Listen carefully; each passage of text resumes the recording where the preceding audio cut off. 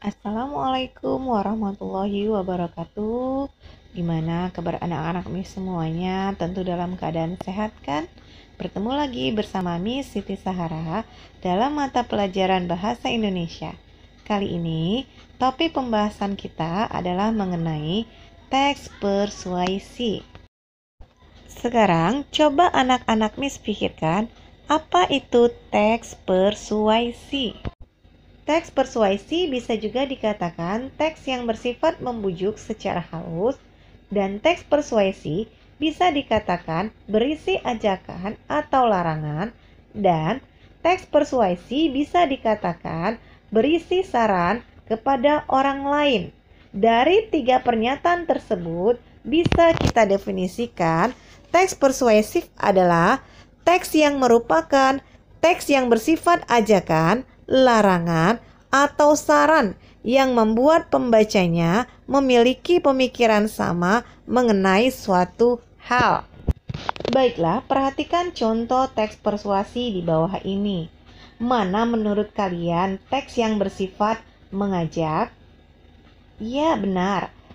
Teks yang bersifat mengajak terdapat di paragraf kedua di kalimat terakhir, yaitu marilah kita senantiasa menjaga kebersihan lingkungan dengan membuang sampah pada tempat yang disediakan. Kata marilah adalah kata yang bersifat membujuk dan meyakinkan orang lain. Selanjutnya kita masuk kepada ciri-ciri teks persuasi. Yang pertama adalah berisi argumen.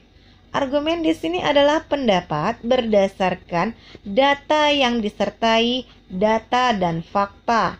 Yang kedua, bersifat kata ajakan seperti ayo, mari, lakukanlah. Yang ketiga, berusaha meyakinkan.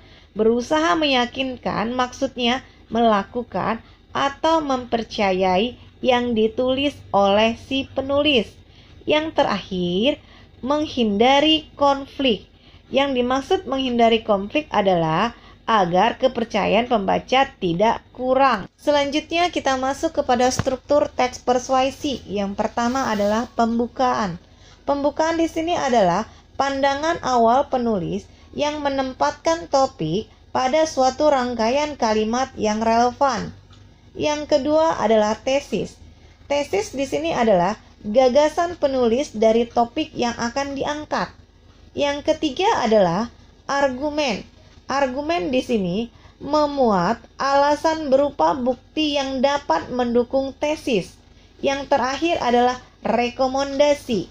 Rekomendasi di sini adalah bagian penutup dari teks persuasi. Perhatikan contoh tesis berikut ini.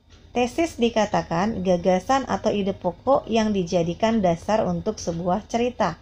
Ketika kita lihat di sini ide pokoknya adalah kedisiplinan di sekolah merupakan sesuatu yang sangat penting karena merupakan salah satu kunci menuju kesuksesan. Selanjutnya contoh argumen. Menurut kalian, manakah contoh argumen atau pendapat dari kedua paragraf tersebut? Iya, benar. Kedua paragraf tersebut sama-sama menggunakan argumen. Kita ambil contoh argumen di kalimat kedua paragraf ketiga, yaitu pelanggaran terhadap berbagai aturan dan tata tertib sekolah masih sering ditemukan, mulai dari membolos, berkelahi, mencontek, mencuri, dan bentuk-bentuk penyimpangan perilaku lainnya. Selanjutnya contoh rekomendasi. Rekomendasi di sini adalah bagian penutup yang bersifat ajakan. Sekarang dari kalimat di bawah ini, mana menurut kalian yang bersifat ajakan? Ya, benar. Kalimatnya adalah marilah kita memulai dari diri sendiri untuk bersikap disiplin agar tercipta sekolah yang tertib dan nyaman untuk belajar. Kalimat yang bersifat ajakan di sini adalah kalimat marilah.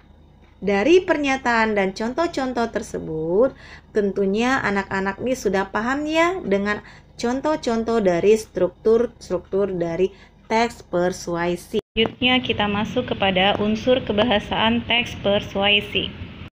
Pertama, terdapat pernyataan yang mengandung ajakan, bujukan, dorongan, dan sejenisnya, yaitu ditandai dengan menggunakan kata penting, harus, sepantasnya, dan kata kerja imperatif jadikanlah.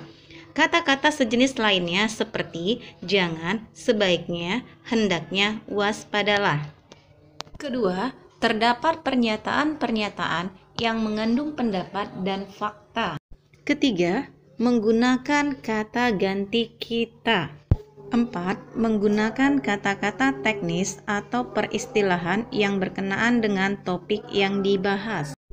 Menggunakan kata-kata penghubung yang argumentatif, misalnya jika, sebab, karena, dengan demikian, akibatnya, oleh karena itu.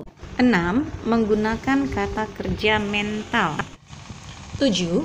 Menggunakan kata-kata perujukan seperti berdasarkan data, merujuk pada pendapat.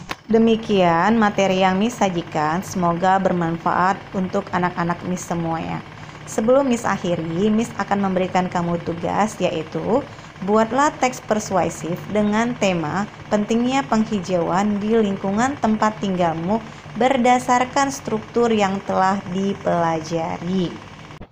Terima kasih, sampai bertemu lagi pada pelajaran berikutnya. Assalamualaikum warahmatullahi wabarakatuh.